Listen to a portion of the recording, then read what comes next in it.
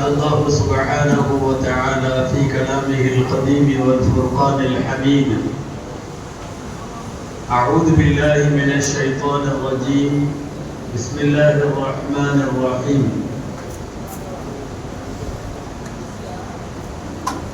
لا يجرمنكم شنآن قوم على ألا تعدلوا اعدلوا.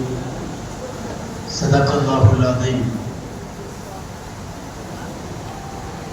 அளவற்ற அருளாளனும் நிகரற்ற அன்புடையவனுமாகிய எல்லாம் வல்ல அல்லாஹ்வின் பெயரால் துவங்குகிறேன்.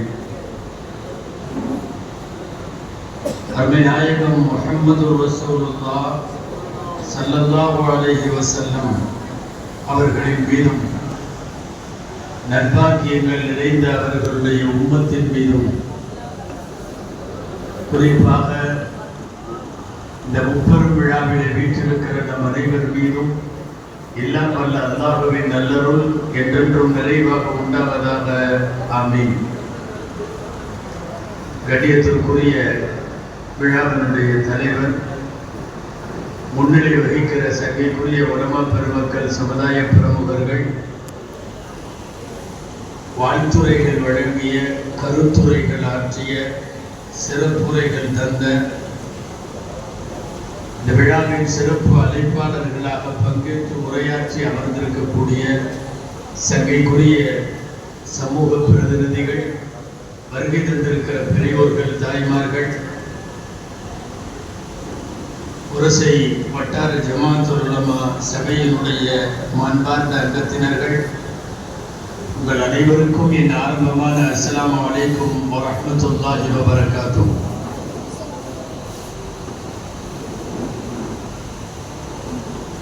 சமய நல்லிணக்கம் சார்ந்து பல்வேறு செய்திகளை எனக்கு முன்னாலே பேசிய சங்கைக்குரிய ஹாமித் பக்ரி ஹஜரத் அவர்கள், அதே போல நவத்தர் அடிகளார் அவர்கள், திருவடிக்குடி சாமிகள் அவர்கள் எல்லாரும் உரையாற்றி முடித்திருப்பார்கள். நாடு முழுக்க மீளாத விழாக்கள் சமீப காலத்தில் மிக அதிகமாக சமய நல்லிணக்க விழாக்களாக நடைபெறுகிறது.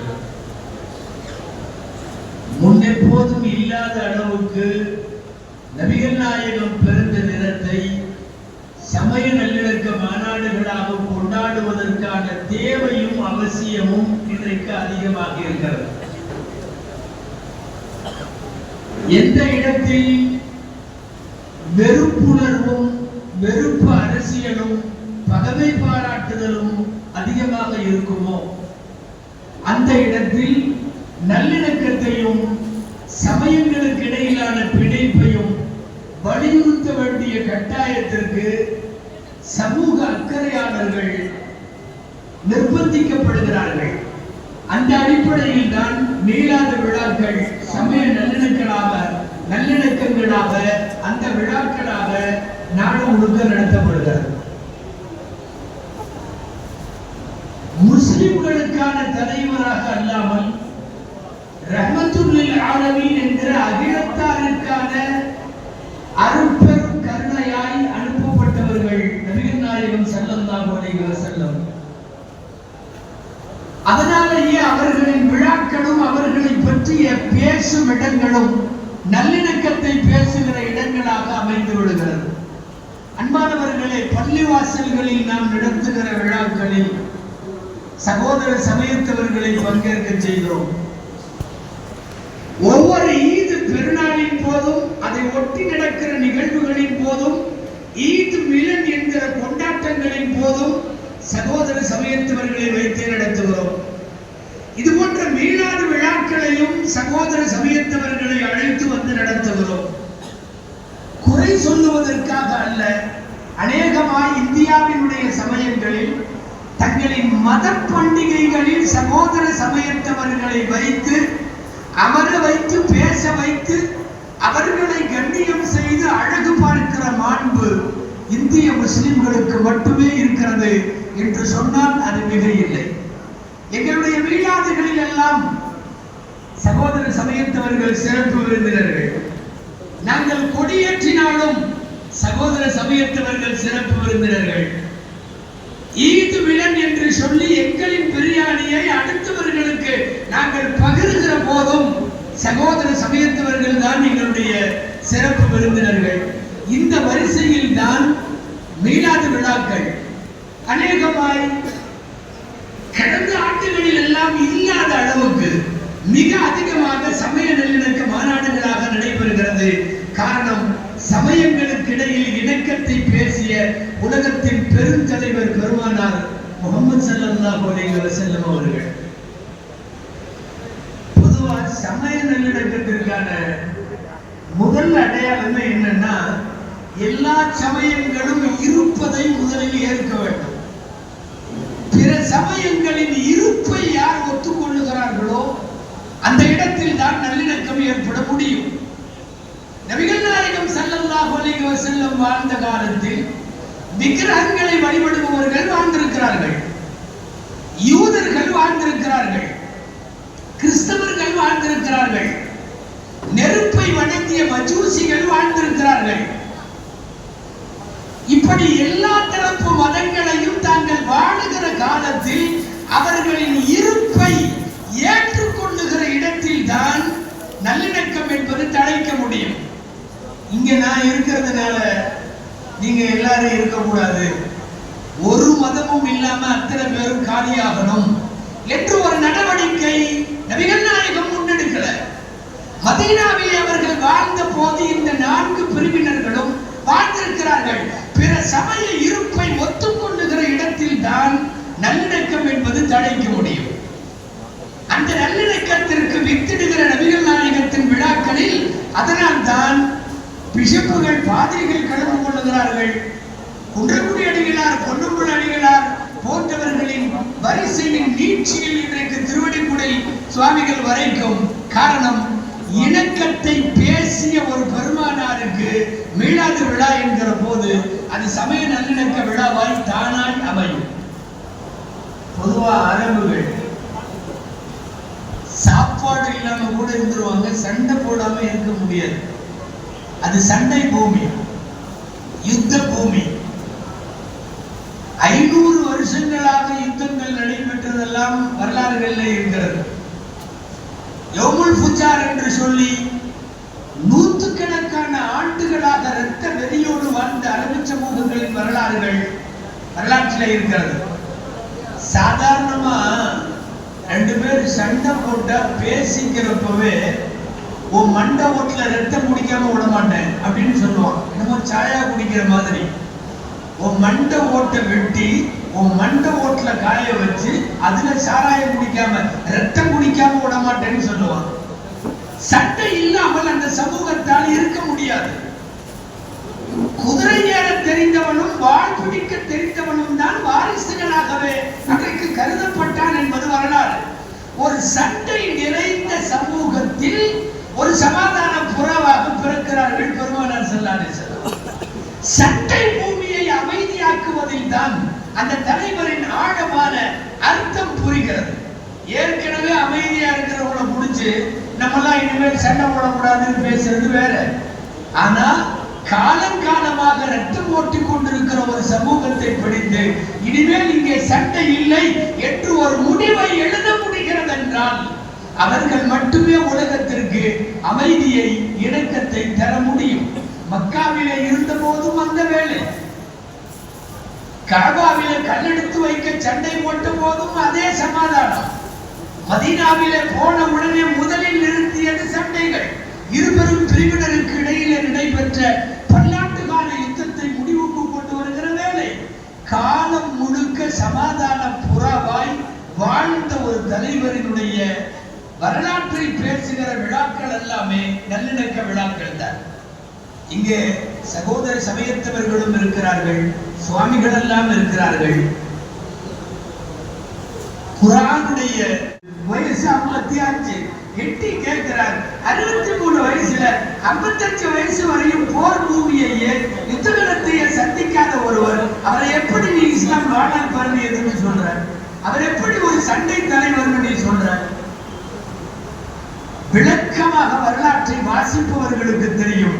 லாஸ்ட் 8 வருஷம் மட்டும்தான் யுத்தகலங்களை சந்திக்கிற சூழ்நிலைகளே பெருமானாருக்கு ஏற்பட்டது. குர்ஆனுடைய வாசகம் அது.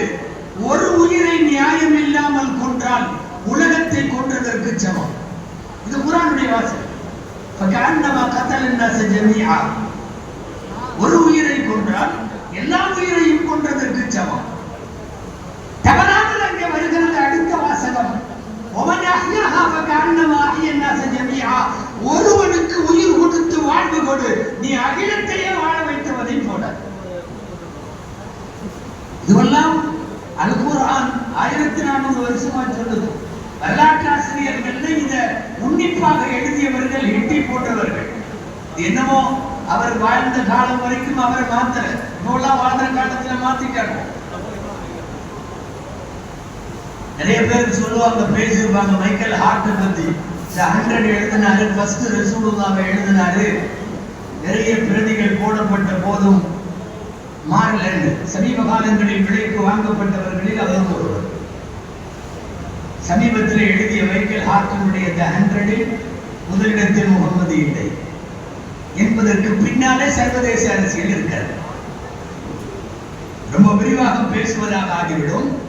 யார் யாரையெல்லாம் கொண்டு வந்து 9வது இடத்திற்கு கொண்டு போய் முகமது ரசூலுல்லாஹ்வை மைக்கேல் ஹார்ட்டினுடைய கடைசி பதிப்பு வைத்திருக்கிறது என்பதற்கு பின்னாலே பேசப்பட வேண்டிய சர்வதேச அரசியல் செய்திகள் நிறைய. நீ ஃபேமஸ் ஆகணுமா, நபிகள் நாயகத்தை பத்தி 4 வார்த்தை தப்பா எழுது, உலக அளவில் உன்னை தலைவராக்கி விடுவோம். நீ உலகத்திலேயே முதல் தலைவராக முகம்மதுவை கொண்டு வந்து வைத்தால் உனக்கு என்ன நெருக்கடியும் கொடுத்து நாங்கள் அதை மாற்றுவோம் என்று மாற்றியதற்கான முகவரிதான் மைக்கேல் ஹார்ட். ப்ரொஃபசர் ஹிட்டி போன்றவர்கள் இறுதி வரைக்கும் இந்த கருத்தில் உடன்படாமல் உயிரோட்டத்தோடு தொடர்ந்து எழுதினார்கள். இஸ்லாம் சமாதான மார்க்கம், முகமது சமாதான தலைவர். அவர் வாழ்ந்த நாட்களில் செய்த சீர்திருத்தங்களையும் சண்டைகளையும் நீங்கள் இரண்டையும் சேர்த்து வைத்து பொருத்தி பார்த்தால் அவர் எவ்வளவு பெரிய சமாதான தலைவர் என்பது தெரியும். நல்லிணக்கத்தினுடைய நானிலத்தின் மிகப்பெரிய அடையாளம். சபை அமர்ந்திருக்கிறார்கள், நபித்தோழர்கள் அமர்ந்திருக்கிறார்கள். அபூஜஹலுடைய மகன் உள்ளே வருகிறார். அவரை தூரத்திலே அவர் வருவதை பார்த்துவிட்ட பெருமானார் ஸல்லல்லாஹு அலைஹி வஸல்லம் சபையிடத்திலே சொல்லுகிறார்கள், சயதுகுல் அலைக்கும் இக்ரிமா ஃபல தசுப்பு அபாஹு. இக்ரிமா உள்ள வருவாரு, அவரை வச்சுக்கிட்டு அவரோட தகப்பனார் அபூஜஹலை திட்டாதீங்க. அபூஜஹலை ஏன் திட்டக்கூடாது? அபூஜஹல் ஃபிரௌன் ஹாதிஹில் உம்மா, இந்த உம்மத்தினுடைய ஃபிரௌன். அபூஜஹல் கொடியவன், அபூஜஹல் விரோதி, அபூஜஹல் துரோகி. அபூஜஹலுக்கு உலகம் உள்ள காலமெல்லாம் அவன் மீது சாபம் உண்டாவதாக. ஆனா அவருடைய மகன் இஸ்லாத்திலே இணைந்து வந்து சபையில உட்கார்றப்போ யாருக்கா இருந்தாலும் பெத்த தகப்பனை எல்லாரும் சாபமிட்டாங்கன்னா பிள்ளையின் மனசுக்கு வலிக்கும் அல்லவா? எவ்வளவு தூரம் அந்த நுண்ணமான நல்லுறவை புரிந்து வைத்த நாயகம் சொல்லுகிறார்கள், அவரை வச்சுக்கிட்டு நீங்க அவங்க அப்பாவை பேசக்கூடாது, எனவே அபூஜஹலை திட்டாதீர்கள் என்கிறார்கள். இக்ரிமா உள்ளே வந்தாலும் இக்ரிமா வெளியே போகிற வரை அபூஜஹலை இந்த சமுதாயம், இந்த சபை விமர்சிக்காது. விமர்சிக்காமல் தடுத்ததற்கு பின்னால் எவ்வளவு தூரம் இளகிய மனதோடு நபிகள் நாயகத்தினுடைய நல்லுறவு பேணும் அந்த உள்ளம் சிந்தித்திருக்கிறது என்பதை எல்லாம் நாம் இங்கே யோசிக்க வேண்டும். முஸ்லிம்களுக்கு நபிகள் நாயகத்தினுடைய இரத்த வழியாகவே இந்த இணக்க சிந்தனை கிடைத்திருக்கிறது. இன்றைக்கு வரையும் அந்த நல்லிணக்கத்திற்கு சான்றுகளாகத்தான் நாம் எல்லாம் வாழ்ந்து கொண்டிருக்கிறோம். இது போன்ற வீடாத விழாக்கள் நடந்து கொண்டிருக்கிறது. நாகூரணிவா பாடி இறைவனிடம் கையேந்துங்கள் என்று தமிழ் பேசும் இடமெல்லாம், தெருக்களெல்லாம், வீடுகளெல்லாம் திரும்ப திரும்ப ஒலிக்கிற அந்த பாடல் சமய நல்லிணக்கத்திற்கான அடையாளம். ஒரு வார்த்தை அல்லாஹ் என்றோ ரசூல் என்றோ இருக்காது. நீங்கள் வேண்டுமானால் இறைவனிடம் கையேந்துங்கள், அவர் இல்லை என்று சொல்லுவதில்லை என்பதை கடைசி வரை படித்துவிட்டு ஒரு முஸ்லிம் பாட்டு என்று உங்களால் சொல்ல முடியுமா? தஞ்சாவூரில் வைத்து இதே போன்ற ஒரு மேடையில் பாதிரி சொன்னார், அது எங்களுக்கும் சொந்தமான பாட்டு. இறைவனிடம் கையேந்துங்கள்.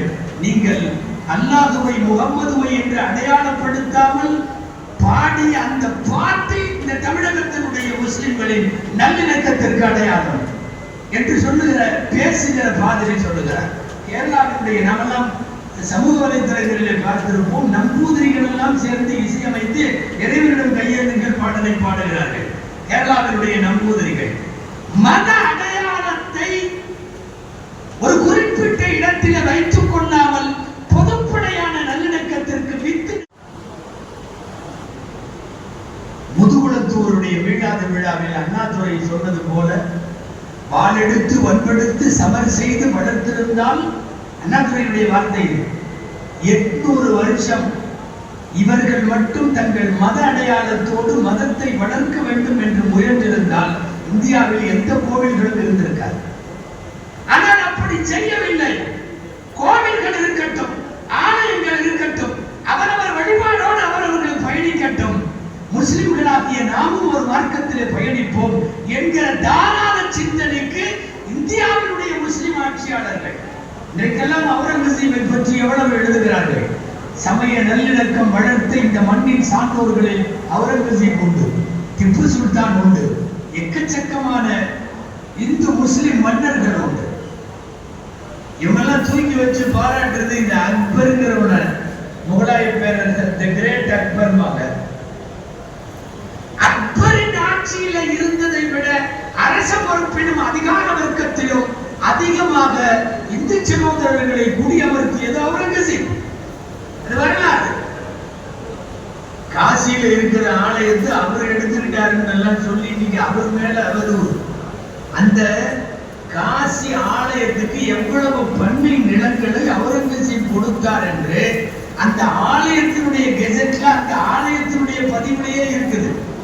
ஆலயத்தின் ஃபர்மான் பத்திரம், அந்த பத்திரத்துக்கு பேர் ஃபர்மான் பத்திரம். இன்றைக்கும் காசி விஸ்வநாதர் கோயிலில் இருக்கிறது ஃபர்மான் பத்திரம். இந்த ஃபர்மான் பத்திரத்தை எடுத்து படித்து பாருங்கள், அவுரங்கசீப் எவ்வளவு தானமாக கோவில்களுக்கு வழங்கினார் என்பது. 2,20,000 தங்க காசுகளை திப்பு சுல்தான் கோவில்களுக்கு, வராகன்களை கோவில்களுக்கு கொடுத்ததாக வரலாற்றில் இருக்கிறது. வழி நெடுக சமய நல்லிணக்கத்திற்கான இப்படிப்பட்ட சான்றுகள் நம்மள்கிட்ட உண்டு. நீங்கள் நினைப்பது போல 10 லட்சத்திற்கு கோட்டு போடுகிற இன்றைய அதிபர்களை போல அல்ல அவுரங்கசீபுடைய வாழ்க்கை. இறந்து போகிற போது அவர் வச்சுட்டு போன இந்தியாவினுடைய ரூபாய் 305 ரூபாய். அவற்றை உள்ள மொத்த காசு.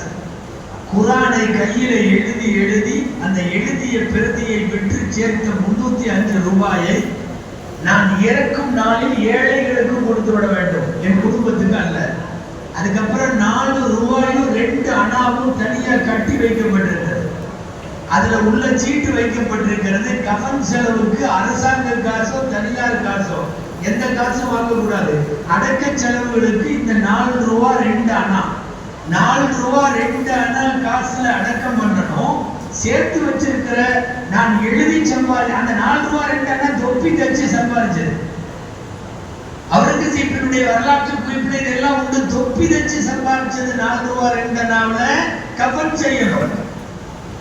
எழுதி பிரதிகளை விற்று குரான் எழுதி சம்பாதித்த 305 ரூபாய் நான் இறக்கும் நாளில் ஏழைகளுக்கு தானமாய் தந்துவிட வேண்டும். ஏறத்தாழ 50 ஆண்டுகளுக்கு மேலாக ஒரு பிரம்மாண்டமான அகட்டமானதமான ஒட்டுமொத்த இந்தியாவை ஆண்டு முடித்த ஒரு பேரரசன் போகிற போது 4 ரூபா 2 அணா வச்சுட்டு போனார் என்கிற வரலாற்றை நம்ப முடிகிறதா? நம்பித்தான் ஆக வேண்டும்.